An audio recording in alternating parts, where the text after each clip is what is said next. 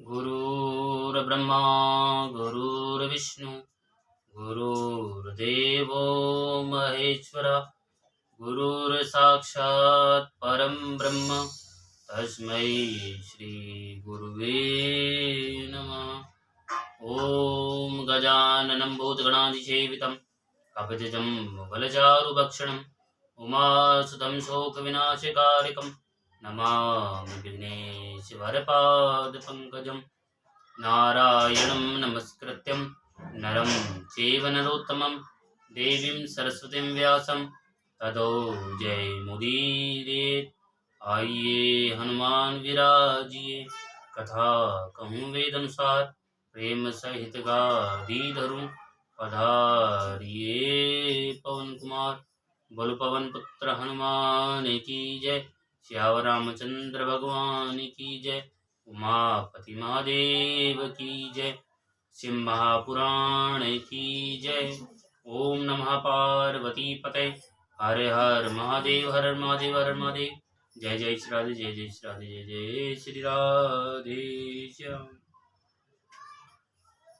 ओम श्री श्याम शिवाय नमः। आपने कल तक सुना सप्तम अध्याय तक। आज आप 8वां अध्याय सुनेंगे। नंदिकेश्वर बोले, तदनुपरांत महादेव शिव जी ने ब्रह्मा के गर्भ को मिटाने की इच्छा से अपनी भ्रकुटी के मध्य से भैरव नामक एक अद्भुत पुरुष को उत्पन्न किया। उस भैरव ने रणभूमि में अपने स्वामी शिव जी को प्रणाम करके पूछा कि हे प्रभु, आप शीघ्र आज्ञा दें, मैं आपका कौन सा कार्य करूं। शिव जी बोले, हे वत्स, ये जो ब्रह्मा हैं वे इस सृष्टि के आदि देवता हैं। तुम वेग पूर्वक तीक्ष्ण तलवार से इनकी पूजा करो, अर्थात इनका वध कर दो। तब भैरव एक हाथ से ब्रह्मा के केश पकड़कर असत्य भाषण करने वाले उनके उद्धत 5वें सिर को काटकर हाथों में तलवार भांजते हुए उन्हें मार डालने के लिए उद्यत हुए। हे सनत कुमार, तब आपके पिता अपने आभूषण, वस्त्र, माला, उत्तरीय एवं निर्मल बालों के बिखर जाने से आंधी में झकझोरे हुए केले के पेड़ और लता गुल्मों के समान कंपित होकर भैरव के चरण कमलों पर गिर पड़े। हे तात, तब ब्रह्मा की रक्षा करने की इच्छा से कृपालु विष्णु ने मेरे स्वामी भगवान शंकर के चरण कमलों को अपने अश्रु जल से भिगोते हुए हाथ जोड़कर इस प्रकार प्रार्थना की, जैसे एक छोटा बालक अपने पिता के प्रति टूटी फूटी वाणी में करता है। अच्युत बोले, हे ईश, आपने ही पहले कृपा पूर्वक इन ब्रह्मा को पंचानन रूप प्रदान किया था, इसलिए ये आपके अनुग्रह करने योग्य हैं।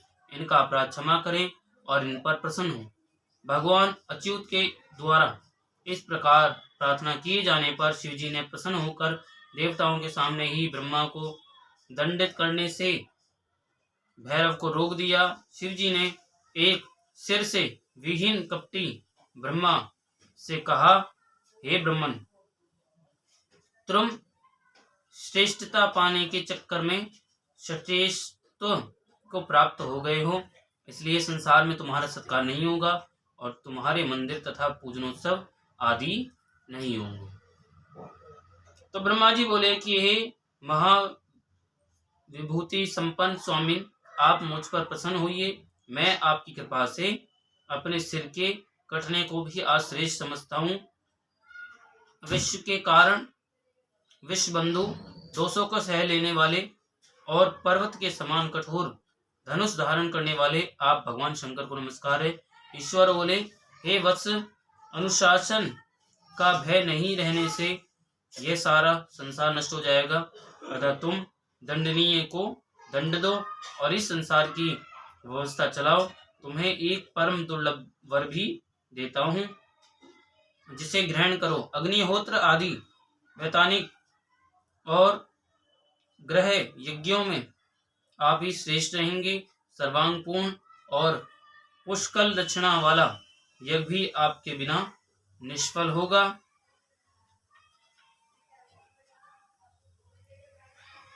तब भगवान शिव ने झूठी गवाही देने वाले कपटी केतक पुष्प से कहा, अरे शठ केतक, तुम दुष्ट हो, यहाँ से दूर चले जाओ।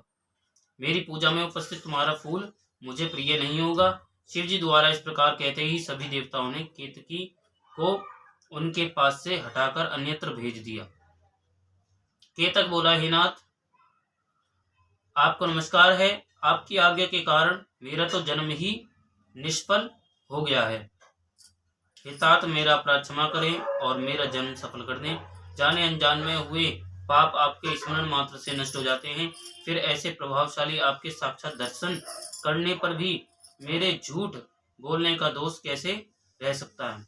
उस सभा स्थल में केतक पुष्प के इस प्रकार स्तुति करने पर भगवान सदाशिव ने कहा, मैं सत्य बोलने वाला हूँ, अतः मेरे द्वारा तुझे धारण किया जाना उचित नहीं है, किंतु मेरे ही अपने विष्णु आदि देवगण तुम्हें धारण करेंगे और तुम्हारा जन्म सफल होगा और मंडप आदि के बहाने तुम मेरे ऊपर भी उपस्थित रहोगे। इस प्रकार भगवान शंकर ब्रह्मा, विष्णु और केतकी पुष्प पर अनुग्रह करके सभी देवताओं से स्तुति होकर सभा में सुशोभित हुए।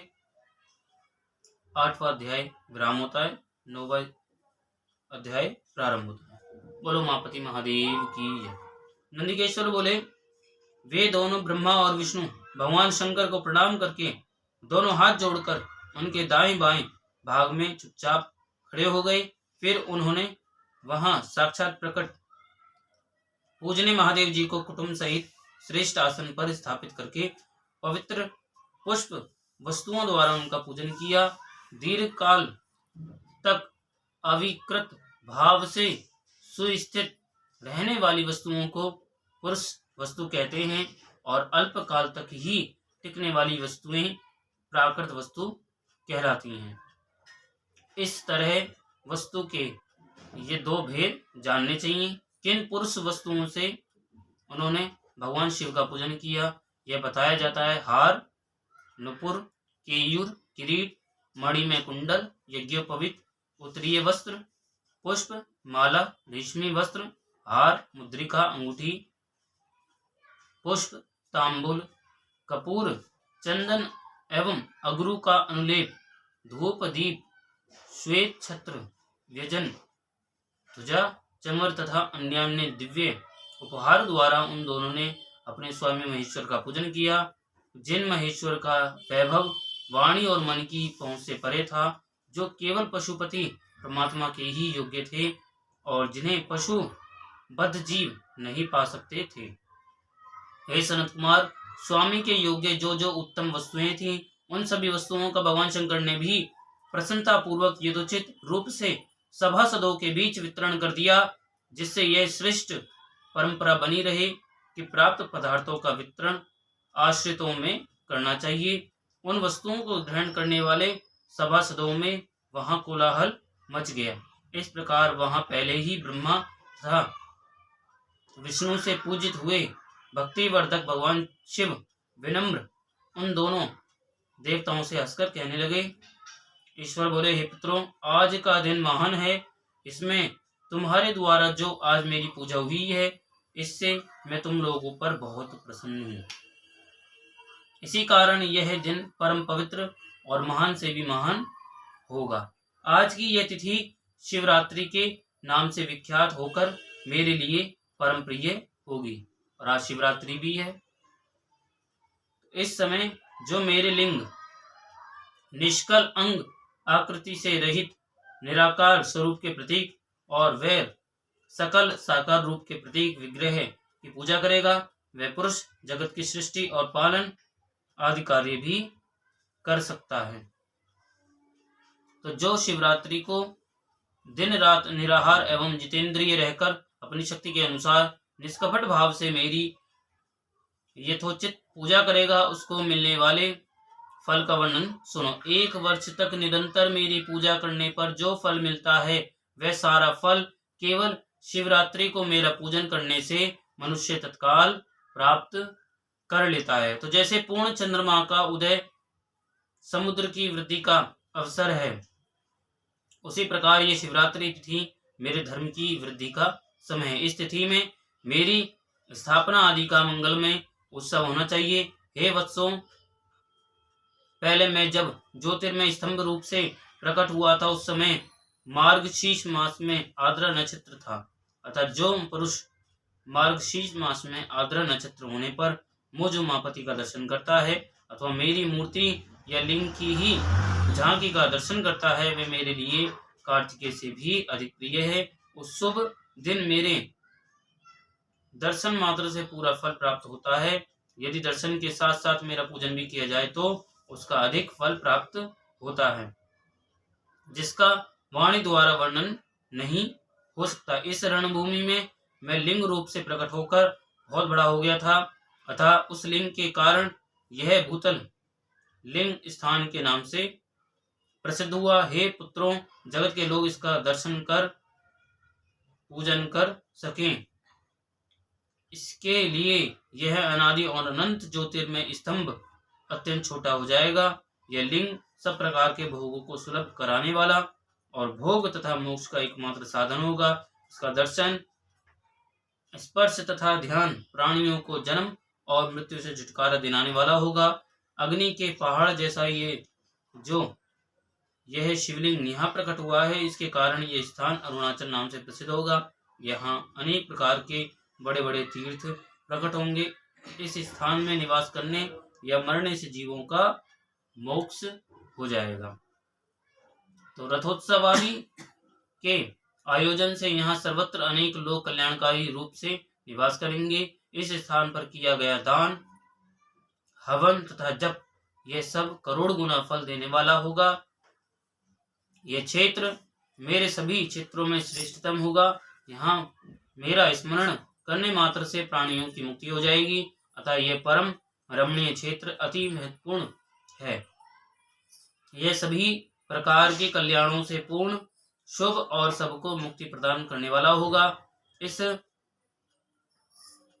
लिंग में मुझ लिंगेश्वर की अर्चना करके मनुष्य सालोक्य, सामीप्य, सारूप्य, सारष्टि और सायुज्य, इन 5 प्रकार की मुक्तियों का अधिकार प्राप्त कर लेगा। आप लोगों को भी शीघ्र ही सभी मनवांचित फल प्राप्त होंगे। नंदिकेश्वर बोले, इस प्रकार विनम्र ब्रह्मा तथा विष्णु पर अनुग्रह करके भगवान शिव ने उनके जो सैन्य दल परस्पर युद्ध में मारे गए थे, उन्हें अपनी अमृत वर्षिणी शक्ति से जीवित कर दिया। उन दोनों ब्रह्मा और विष्णु की मूर्ता और पारस्परिक वैर को मिटाने के लिए भगवान शंकर उन दोनों से कहने लगे, मेरे 2 रूप हैं, सकल और निष्कल, दूसरे किसी के ऐसे रूप नहीं हैं, अतः मेरे अतिरिक्त अन्य सब अनिश्वर हैं। हे पुत्रों, पहले मैं स्तंभ रूप से प्रकट हुआ, फिर अपने साक्षात रूप से। ब्रह्म भाव मेरा निष्कल रूप और महेश्वर भाव सकल रूप है। ये दोनों मेरे ही सिद्ध रूप हैं, मेरे अतिरिक्त किसी दूसरे के नहीं है। इस प्रकार तुम दोनों का अथवा अन्य किसी का भी ईश्वरत्व कभी नहीं है। अज्ञान के कारण तुम दोनों को जो यह ईशत्व का आश्चर्यजनक अभिमान उत्पन्न हो गया था, उसे दूर करने के लिए ही मैं इस रणभूमि में प्रकट हुआ हूँ। उस अपने अभिमान को छोड़ दो और मुझ परमेश्वर में अपनी बुद्धि स्थिर करो, मेरा ध्यान करो। मेरे अनुग्रह से ही सभी लोकों में सब कुछ प्रकाशित होता है। इस गुण ब्रह्म तत्व को तुम्हारे प्रति प्रेम होने के कारण ही मैं बता रहा हूँ। मैं ही पर ब्रह्म हूँ। कल सगुण और अकल निर्गुण, ये दोनों मेरे ही स्वरूप हैं। मेरा स्वरूप ब्रह्म रूप होने के कारण मैं ईश्वर भी हूँ। जीवों पर अनुग्रह आदि कार्य करना आदि कार्य मेरा ही कार्य है। हे ब्रह्मा और केशव, सबसे बृहत और जगत की वृद्धि करने वाला होने के कारण मैं ब्रह्म हूँ। तो हे पुत्रों, सर्वत्र समरूप से स्थित और व्यापक होने से मैं ही सबका आत्मा हूँ। अन्य सभी जीव अनात्म रूप हैं, इसमें संदेह नहीं है। सर्ग से लेकर अनुग्रह तक आत्मा या ईश्वर से भिन्न जो जगत संबंधी 5 कृत्य हैं वे सदा मेरे ही हैं, मेरे अतिरिक्त दूसरे किसी के नहीं हैं, क्योंकि मैं ही सबका ईश्वर हूँ। पहले मेरी ब्रह्म रूपता का बोध कराने के लिए निष्कल लिंग प्रकट हुआ था, फिर तुम दोनों को अज्ञात ईश्वरत्व का स्पष्ट साक्षात्कार कराने के लिए मैं साक्षात जगदीश्वर ही सकल रूप में तत्काल प्रकट हो गया। अतः मुझमें जो ईश्वरत्व है उसे ही मेरा सकल रूप जानना चाहिए, तथा जो यह मेरा निष्कल स्तंभ है वे मेरे ब्रह्म स्वरूप का बोध कराने वाला है। हे पुत्रों, लिंग लक्षण युक्त होने के कारण यह मेरा ही लिंग है। तुम दोनों को प्रतिदिन यहाँ रहकर इसका पूजन करना चाहिए। यह मेरा ही स्वरूप है और मेरे सामीप्य की प्राप्ति कराने वाला है। लिंग और लिंगी में नित्य अभेद होने के कारण मेरे इस लिंग का महान पुरुषों को भी पूजन करना चाहिए। वत्सों, जहां जहां जिस किसी ने मेरे लिंग को स्थापित कर लिया वहां मैं अप्रतिष्ठित होने पर भी प्रतिष्ठित हो जाता हूँ। मेरे एक लिंग की स्थापना करने का फल मेरी समानता की प्राप्ति बताया गया है। एक के बाद दूसरे शिवलिंग की भी स्थापना कर दी गई, तब फल रूप से मेरे साथ एकत्व सायुज्य मोक्ष रूप फल प्राप्त होता है। प्रधानतया शिवलिंग की ही स्थापना करनी चाहिए। मूर्ति की स्थापना उसकी अपेक्षा गौण है। शिवलिंग के अभाव में सब ओर से मूर्ति युक्त होने पर भी वे स्थान क्षेत्र नहीं कहलाता। यहीं पर 9 अध्याय विराम होता है, 10वां अध्याय प्रारंभ होता है। बोलो उमापति महादेव की जय। तो ब्रह्मा और विष्णु बोले कि हे प्रभु, हम दोनों को सृष्टि आदि 5 कृत्यों का लक्षण बताइए। शिवजी बोले, मेरे कृत्यों को समझना अत्यंत गहन है, तथापि मैं कृपा पूर्वक तुम दोनों को उनके विषय में बता रहा हूं। हे ब्रह्मा और अच्यु, सृष्टि, स्थिति, संहार, तिरोभाव और अनुग्रह, ये 5 ही मेरे जगत संबंधी कार्य हैं जो नित्य सिद्ध हैं। संसार की रचना का जो आरंभ है वह सर्ग है। मुझसे पालित होकर सृष्टि का सुस्थिर रूप से रहना ही उसकी स्थिति कहा गया है। उसका विनाश ही संहार है। प्राणों का उत्क्रमण ही तिरोभाव है। इन सबसे छुटकारा मिल जाना ही मेरा अनुग्रह है। इस प्रकार मेरे 5 कृत्य हैं। इन मेरे कर्तव्यों को चुपचाप अन्य पंचभूतादि वहन करते रहते हैं, जैसे जल में पड़ने वाले गोपुर बिंब में आवागमन होता रहता है। सृष्टि आदि जो 4 कृत्य हैं वे संसार का विस्तार करने वाले हैं। 5वां कृत्य अनुग्रह मोक्ष का हेतु है। वह सदा मुझ में ही अचल भाव से स्थित रहता है। मेरे भक्तजन इन 5 कृत्यों को 5 भूतों में देखते हैं। सृष्टि भूतल में, स्थिति जल में, संहार अग्नि में, तिरोभाव वायु में और अनुग्रह आकाश में स्थित है। पृथ्वी से सबकी सृष्टि होती है, जल से सबकी वृद्धि होती है, आग सबको जला देती है, वायु सबको एक स्थान से दूसरे स्थान को ले जाती है और आकाश सबको अनुग्रहित करता है। तो यह विद्वान पुरुषों को जानना चाहिए। इन 5 कृत्यों का भार वहन करने के लिए ही मेरे 5 मुख हैं। 4 दिशाओं में 4 मुख हैं और इनके बीच में 5वां मुख है। पुत्रों, तुम दोनों ने तपस्या करके प्रसन्न हुए मुझ परमेश्वर से भाग्यवश सृष्टि और स्थिति नामक 2 कृत्य प्राप्त किए हैं। ये दोनों तुम्हें बहुत प्रिय हैं। इसी प्रकार मेरे विभूति स्वरूप रुद्र और महेश्वर ने 2 अन्य उत्तम कृत्य संहार और तिरोभाव मुझसे प्राप्त किए हैं, परंतु अनुग्रह नामक कृत्य कोई नहीं पा सकता। उन सभी पहले के कर्मों को तुम दोनों ने समय अनुसार भुला दिया। रुद्र और महेश्वर अपने कर्मों को नहीं भूले हैं, इसलिए मैंने उन्हें अपनी समानता प्रदान की है। वे रूप, वेश, कृत्य, वाहन, आसन, आयुध आदि में मेरे समान ही हैं। ये पुत्रों, मेरे ध्यान से शून्य होने के कारण तुम दोनों में मूर्ता आ गई है। मेरा ज्ञान रहने पर महेश के समान अभिमान और स्वरूप नहीं रहता। इसलिए मेरे ज्ञान की सिद्धि के लिए मेरे ओंकार नामक मंत्र का तुम दोनों जप करो। यह अभिमान को दूर करने वाला है। पूर्व काल में मैंने अपने स्वरूप भूत मंत्र का उपदेश किया है, जो ओंकार के रूप में प्रसिद्ध है। वह महामंगलकारी मंत्र है। सबसे पहले मेरे मुख से ओंकार प्रकट हुआ, जो मेरे स्वरूप का बोध कराने वाला है। ओंकार वाचक है और मैं वाच्य हूँ। यह मंत्र मेरा स्वरूप ही है। प्रतिदिन ओंकार का निरंतर स्मरण करने से मेरा ही सदा स्मरण होता है।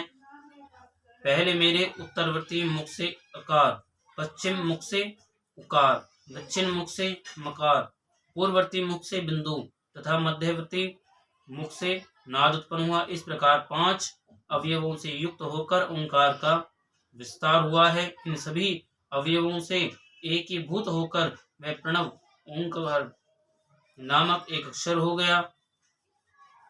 यह नाम रूपात्मक सारा जगत तथा वेद वर्णित स्त्री पुष्प पुरुष वर्ग रूप दोनों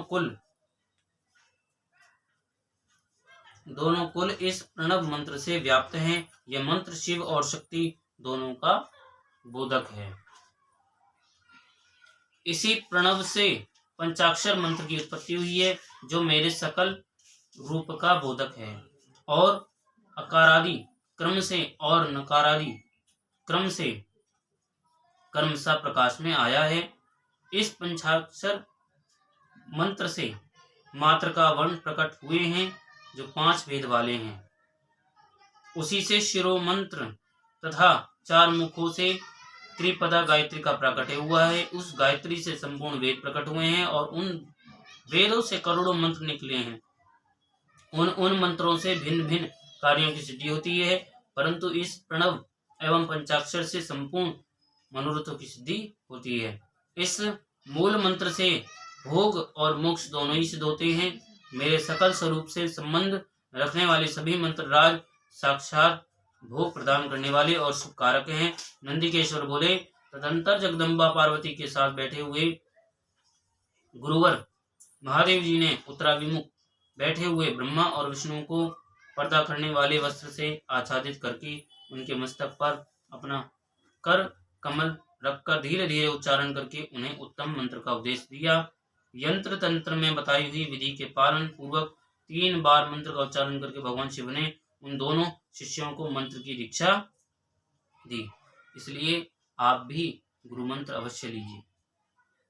तत्पश्चात उन शिष्यों ने गुरु दक्षिणा के रूप में अपने आप को ही समर्पित कर दिया और दोनों हाथ जोड़कर उनके समीप खड़े हो उन देवश्रेष्ठ जगत गुरु का स्तमन किया। ब्रह्मा और विष्णु बोले, हे प्रभु, आप निष्कल रूप हैं, आपको नमस्कार है। आप निष्कल तेज से प्रकाशित होते हैं, आपको नमस्कार है। आप सबके स्वामी, आपको नमस्कार है। आप सर्वात्मा को नमस्कार है, अथवा सकल स्वरूप आप महेश्वर को नमस्कार है। आप प्रणव के वाच्यार्थ हैं, आपको नमस्कार है। आप प्रणव लिंग वाले हैं, आपको नमस्कार है। सृष्टि पालन संहार तिरुभाव अनुग्रह करने वाले, आपको नमस्कार है। आपके 5 मुख हैं, आपको नमस्कार है। पंच ब्रह्म स्वरूप 5 कृत्य वाले, आपको नमस्कार है। आप सबके आत्मा हैं, ब्रह्म हैं। आपके गुण और आपकी शक्ति अनंत हैं, आपको नमस्कार है। आपके सकल और निष्कल 2 स्वरूप हैं। आप सदगुरु एवं शंभु हैं, आपको नमस्कार है। इन पदों द्वारा अपने गुरु महेश्वर की स्तुति करके ब्रह्मा और विष्णु ने उनके चरणों में प्रणाम किया। ईश्वर बोले, हे वत्सों, मैंने तुम दोनों से सारा तत्व कहा और दिखा दिया। तुम दोनों देवी के द्वारा उपदिष्ट प्रणव, जो मेरा ही स्वरूप है, का निरंतर जप करो। इसके जप से ज्ञान, स्थिर भाग्य, सब कुछ सदा के लिए प्राप्त हो जाता है। आद्रा नक्षत्र से युक्त चतुर्दशी को प्रणव का जप किया जाए तो वह अक्षय फल देने वाला होता है। सूर्य की संक्रांति से युक्त महा आर्द्रा नक्षत्र में एक बार किया हुआ प्रणव जप कोटि गुणे जप का फल देता है। मृगशिरा नक्षत्र का अंतिम भाग तथा पुनर्वसु का आदि भाग पूजा, होम और तर्पण आदि के लिए सदा आद्रा के समान ही होता है, ये जानना चाहिए। मेरा या मेरे लिंग का दर्शन प्रभात काल में ही प्रातः तथा संगम मध्याह्न के पूर्व काल में करना चाहिए। मेरे दर्शन पूजन के लिए चतुर्दशी तिथि निश्चित व्यापनी अथवा प्रदोष व्यापनी लेनी चाहिए, क्योंकि परिवर्तनी मावस तिथि से संयुक्त चतुर्दशी की ही प्रशंसा की जाती है। पूजा करने वालों के लिए मेरी मूर्ति तथा लिंग दोनों समान हैं, फिर भी मूर्ति की अपेक्षा लिंग का श्रेष्ठ स्थान है। इसलिए मुमुक्षु पुरुषों को चाहिए कि वे वेर मूर्ति से भी श्रेष्ठ समझकर लिंग का ही पूजन करें। लिंग का ओंकार मात्र से और वेर का पंचाक्षर मंत्र से पूजन करना चाहिए। शिवलिंग की स्वयं ही स्थापना करके अथवा दूसरों से भी स्थापना करवाकर उत्तम द्रव्य में उपचारों से पूजा करनी चाहिए। इससे मेरा पद सुलभ हो जाता है। इस प्रकार उन दोनों शिष्यों को उपदेश देकर भगवान शिव वहीं अंतर्ध्यान हो गए। तो यही 10वां अध्याय विराम होता है। बोलो उमापति महादेव की जय। ऋषिगण बोले, 11वां अध्याय प्रारंभ होता है। ऋषिगण बोले कि हे सूत जी, शिवलिंग की स्थापना कैसे करनी चाहिए, उसका लक्षण क्या है तथा उसकी पूजा कैसे करनी चाहिए, किस देश काल में करनी चाहिए, किस द्रव्य के द्वारा उसका निर्माण होना चाहिए। सूत जी बोले, हे महर्षियों, मैं आप लोगों के लिए इस विषय का वर्णन करता हूँ, ध्यान देकर समझिए। अनुकूल एवं शुभ समय में किसी पवित्र तीर्थ में अथवा नदी आदि के तट पर अपनी रुचि के अनुसार ऐसी जगह शिवलिंग की स्थापना करनी चाहिए जहां नित्य पूजन हो सके। पार्थिव द्रव्य से, जल में द्रव्य से अथवा धातु में पदार्थ से अपनी रुचि के अनुसार कल्पोत लक्षणों से युक्त शिवलिंग का निर्माण करके उसकी पूजा करने से उपासक को उस पूजन का पूरा फल प्राप्त होता है। संपूर्ण शुभ लक्षणों से युक्त शिवलिंग तत्काल पूजा का फल देने वाला होता है। यदि चल प्रतिष्ठा करनी हो तो इसके लिए छोटा सा शिवलिंग, और यदि अचल प्रतिष्ठा करनी हो तो स्थूल शिवलिंग श्रेष्ठ माना जाता है। उत्तम लक्षणों से युक्त पीठ सहित शिवलिंग की स्थापना करनी चाहिए। शिवलिंग का पीठ मंडलाकार, गोल, चकोर, त्रिकोण अथवा खटवांग के आकार का, ऊपर गोल तथा आगे लंबा होना चाहिए। ऐसा लिंग पीठ महान फल देने वाला है। पहले मिट्टी, प्रस्तर आदि से अथवा लोहे आदि से शिवलिंग का निर्माण करना चाहिए। जिस द्रव्य से शिवलिंग का निर्माण हो उसी से उसका पीठ भी बनाना चाहिए। यही स्थावर अचल प्रतिष्ठा वाले शिवलिंग की विशेष बात है। चल प्रतिष्ठा वाले शिवलिंग में भी लिंग और पीठ का एक ही उपादान होना चाहिए, किंतु बाण लिंग के लिए यह नियम नहीं है। लिंग की लंबाई निर्माणकर्ता के 12 उंगल के बराबर होनी चाहिए। ऐसा ही शिवलिंग उत्तम कहा गया है। इससे कम लंबाई हो तो फल में कमी आ जाती है, अधिक हो तो कोई दोष नहीं है। चरलिंग में भी वैसा ही नियम है। उसकी लंबाई कम से कम कर्ता के 1 उंगल के बराबर होनी चाहिए। पहले शिल्प शास्त्र के अनुसार एक विमान या देवालय बनवाए जो देवगणों की मूर्तियों से अलंकृत हो। उसका गर्भगृह बहुत ही सुंदर, सुदृढ़ और दर्पण के समान स्वच्छ हो। उसे 9 प्रकार के रत्नों से विभूषित किया गया हो। उसमें पूर्व और पश्चिम दिशा में 2 मुख्य द्वार हों। जहाँ शिवलिंग की स्थापना करनी हो उस स्थान के गर्त में नीलम, लाल रतन, वैदुर्य, श्याम रतन, मरकत, मोती, मूंगा, गोमुद और हीरा, इन 9 रत्नों को तथा अन्य महत्वपूर्ण द्रव्यों को वैदिक मंत्रों के साथ छोड़े।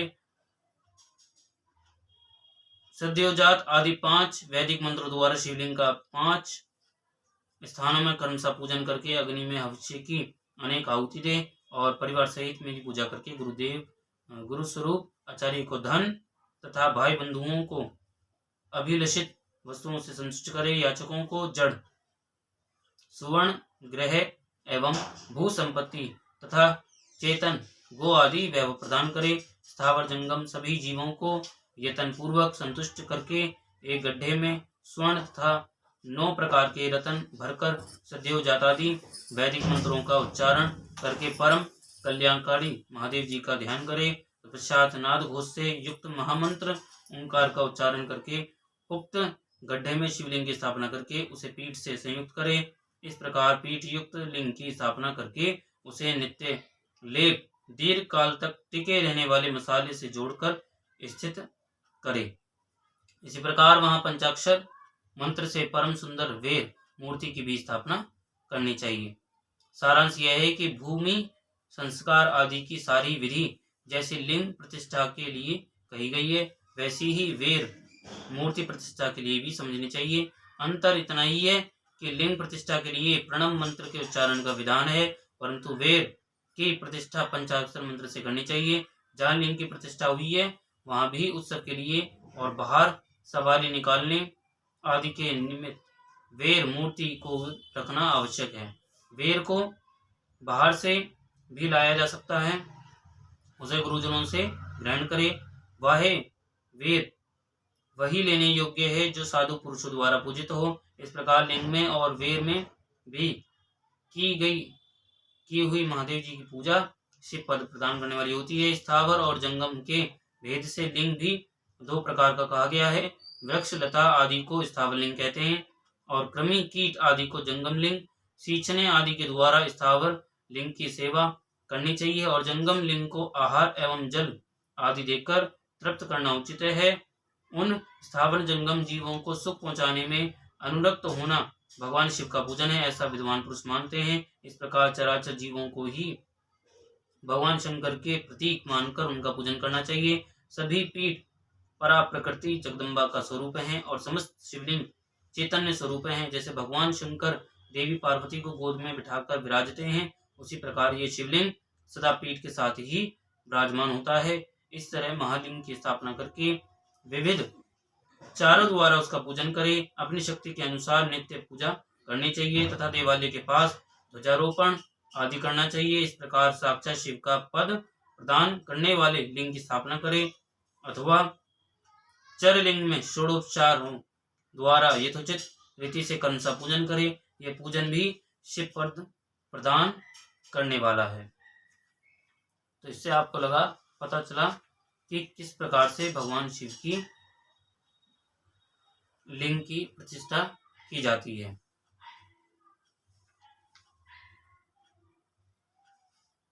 आवाहन, आसन, अर्घ, पादांग, आचमन, अभ्यंग, पूर्वक स्नान, वस्त्र, गंध, पुष्प, धूप, दीप निवेद, तांबूल समर्पण, निराजन, नाम नमस्कार आदि और विसर्जन, ये 16 उपचार हैं। अथवा अर्घ्य से लेकर नैवेद्य तक विधिवत पूजा करे। अभिषेक, नैवेद्य, नमस्कार, तर्पण, ये सब यथाशक्ति नित्य करे। इस तरह किया हुआ शिव का पूजन शिव पद की प्राप्ति कराने वाला है।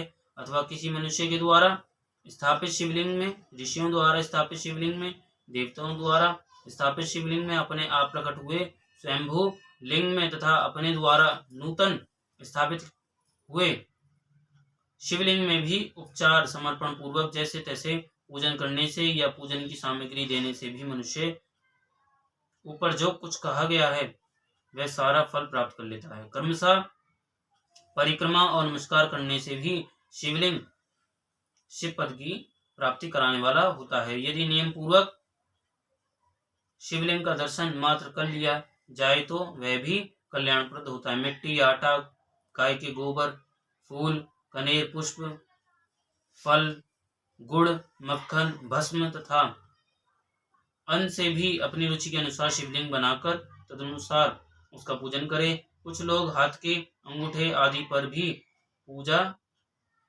करना चाहते हैं। लिंग का निर्माण कहीं भी करने में किसी प्रकार का निषेध नहीं है। भगवान शिव सर्वत्र ही भक्त के प्रयत्न के अनुसार फल प्रदान करते हैं। अथवा श्रद्धा पूर्वक शिव भक्त को शिवलिंग का दान या लिंग के मूल्य का दान करने से भी शिवलोक की प्राप्ति होती है। अथवा प्रतिदिन 10,000 प्रणव मंत्र का जप करे अथवा दोनों संध्याओं के समय 1,000 प्रणव का जप किया करे।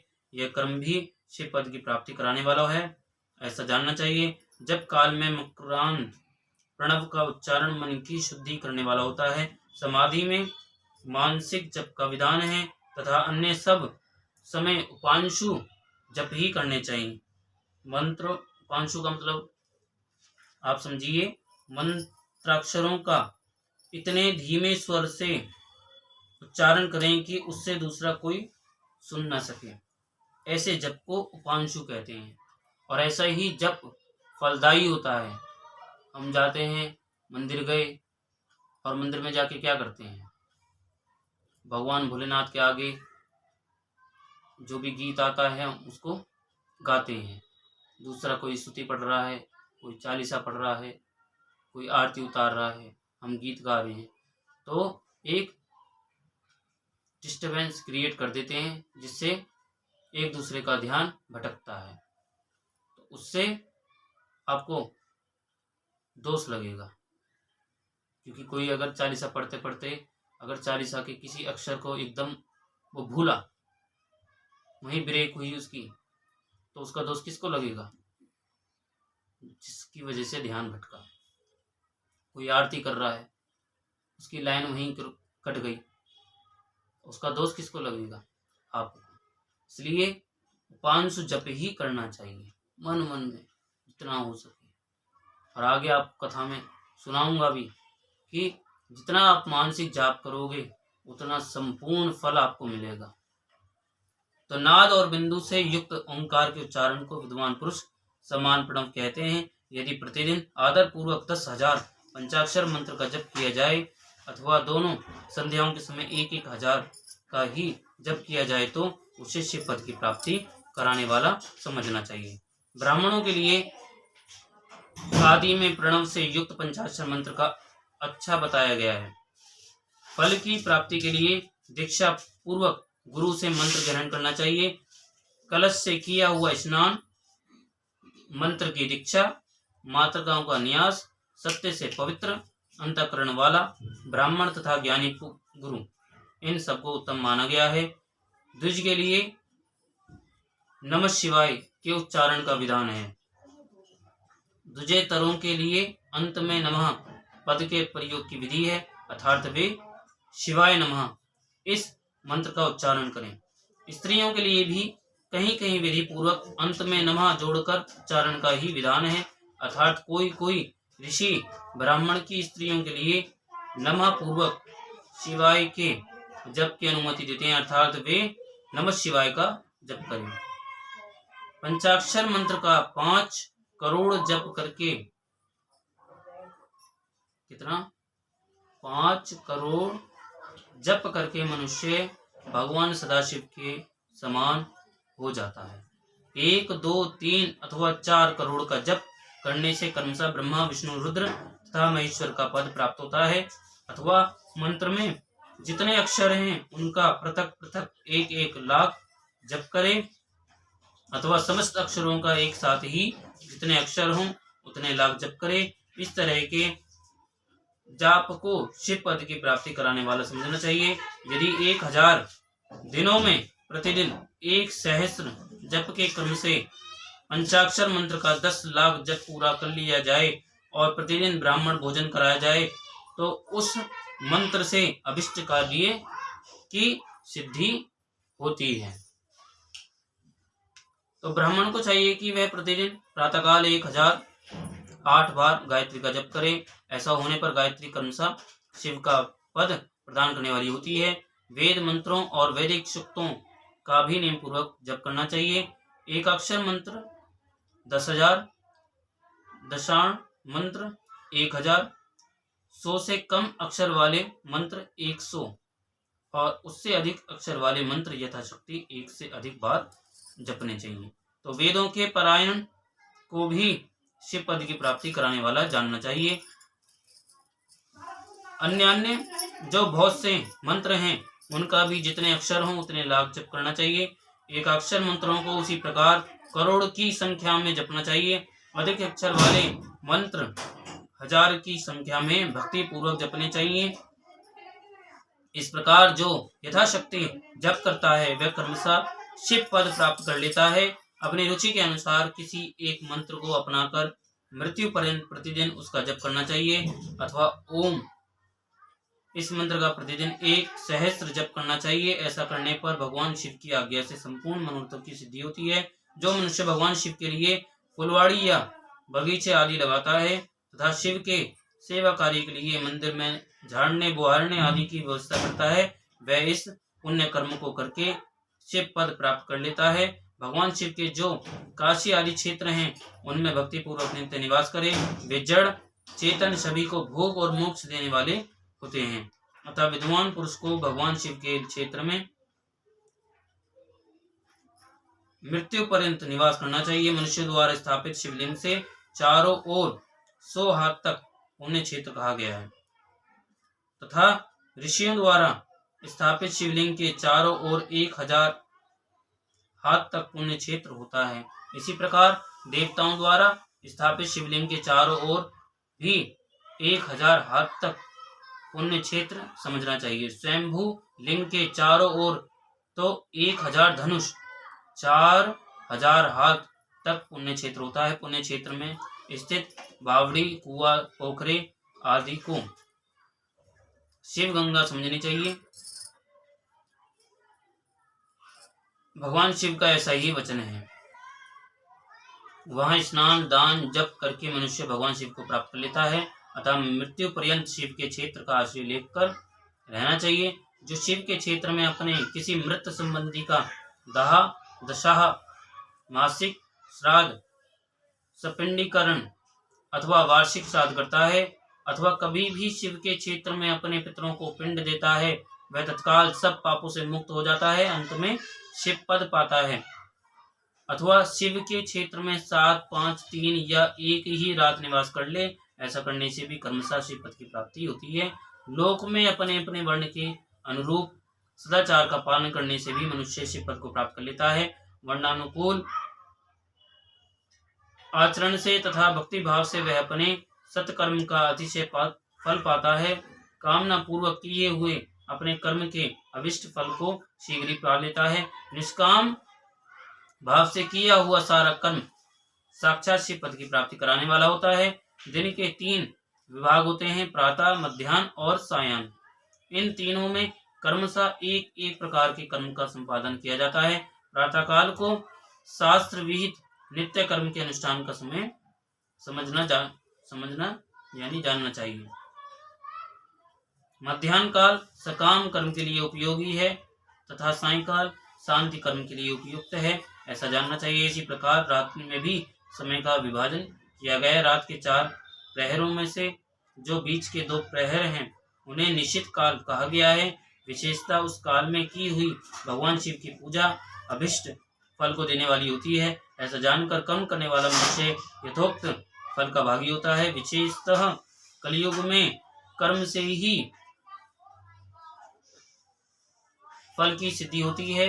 अपने अपने अधिकार के अनुसार ऊपर कहे गए किसी भी कर्म के द्वारा शिवाराधन करने वाला पुरुष यदि सदाचारी है और पाप से डरता है तो वह उन कर्मों का पूरा फल अवश्य प्राप्त कर लेता है। ऋषिगण बोले, हे सूत जी, अब आप हमें पुण्य क्षेत्र बताइए जिनका आश्रय लेकर सभी स्त्री पुरुष शिव पद प्राप्त करने। हे सूत जी, हे योगीश्वरों में श्रेष्ठ शिव क्षेत्रों तथा शैवागमों शिव विषयक शास्त्रों का भी वर्णन कीजिए। सूत जी बोले, हे ऋषियों, सभी क्षेत्रों और आगमों का वर्णन श्रद्धापूर्वक सुनिए। तो यहीं पर 11वां अध्याय विराम होता है। बोलो उमापति महादेव की जय। शिव महापुराण की जय।